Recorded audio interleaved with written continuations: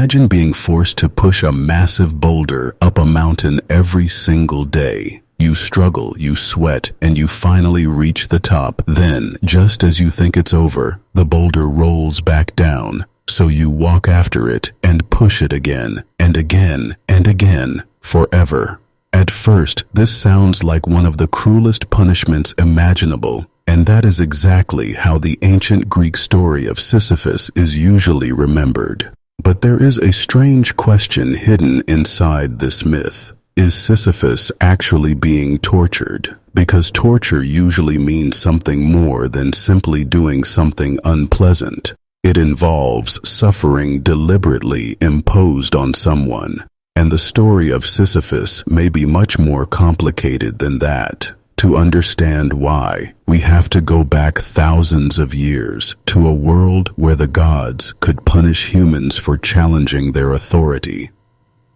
Sisyphus was the legendary king of Corinth in Greek mythology, but he wasn't remembered because he was a great ruler. He was remembered because he was extremely clever. In some versions of the myth, Sisyphus repeatedly deceived the gods. He was willing to manipulate almost anyone if it helped him get what he wanted. But his greatest crime involved death itself. When the god Zeus ordered Sisyphus to face his fate, Sisyphus found a way to cheat death. He even managed to arrange things so that he could temporarily avoid entering the underworld. For a while, Sisyphus had achieved something almost impossible. He had escaped the natural order, but the gods eventually caught up with him. And his punishment was designed to be different from almost every ordinary punishment. They didn't simply kill him. They didn't imprison him in a dark room.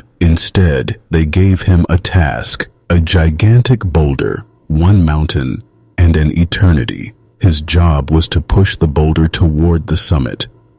Here's what makes the punishment so strange. Sisyphus isn't told to push the boulder for 10 years or 1,000 years. There is no finish date and no reward waiting at the top. Every time he gets close to completing the task, the boulder rolls back down and the process begins again. This is important because the physical task itself isn't necessarily the worst part. Imagine that the boulder suddenly became light enough to push easily. Would the punishment disappear? Not really. The real punishment isn't simply the weight of the stone. It's the meaninglessness of the effort. Sisyphus can work as hard as possible and still accomplish absolutely nothing permanent. His progress is constantly erased, and that changes the entire experience. This is where the title becomes interesting. If Sisyphus experiences exhaustion, frustration, and disappointment, he is certainly suffering. But suffering and torture aren't automatically identical. Think about running a marathon. It can be painful and exhausting. Your muscles can burn and you might desperately want to stop. But nobody would normally call a voluntary marathon torture. Why? Because you chose to do it. You know when it ends, and when you cross the finish line, your effort has meaning. Sisyphus has none of those things. He has no choice, no finish line, and no lasting achievement. That's what makes his situation horrifying. The problem isn't simply that the work is difficult, it's that the work has been stripped of its purpose. Humans are unusual creatures. We don't only need food, water, and shelter. We also need our actions to make sense. When you study for an exam, you expect knowledge or a result. When you build something, you expect it to exist afterward. When you work toward a goal, you expect your progress to move you closer to something. Sisyphus gets none of this. Imagine spending years building a house only to have someone destroy it every night.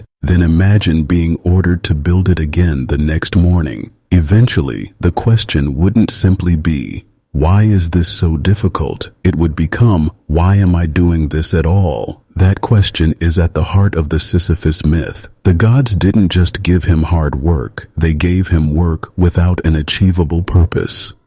There is another detail that makes the punishment psychologically powerful. Sisyphus always gets close. The boulder reaches the mountain and he can see the summit.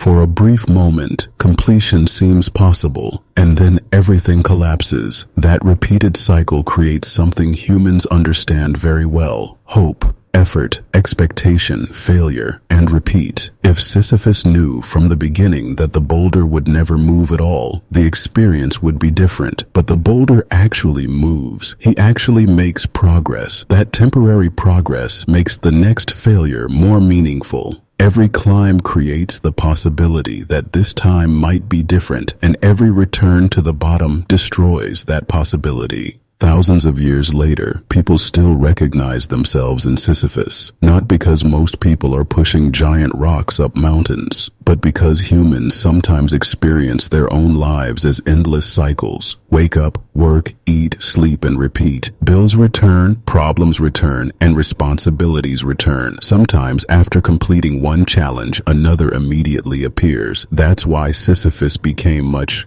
more than a character from Greek mythology. He became a symbol of repetitive work, a symbol of impossible goals, and eventually a symbol of the human struggle to find meaning in a world where nothing lasts forever. Thousands of years after the myth was created, French philosopher Albert Camus returned to the story. But Camus wasn't interested in simply asking whether Sisyphus deserved punishment. He asked something much stranger. What if Sisyphus could become happy anyway?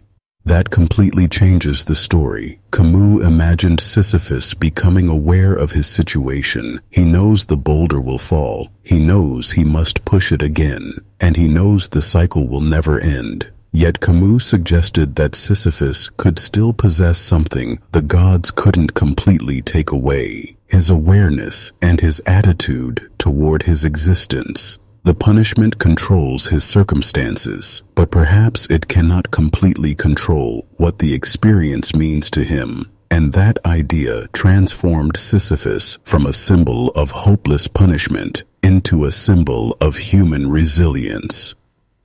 So, is rolling the boulder forever actually torture? If we define torture simply as repeated suffering, then Sisyphus certainly appears to suffer. But if torture requires intentional infliction of severe suffering as a method of punishment, the question becomes more complicated.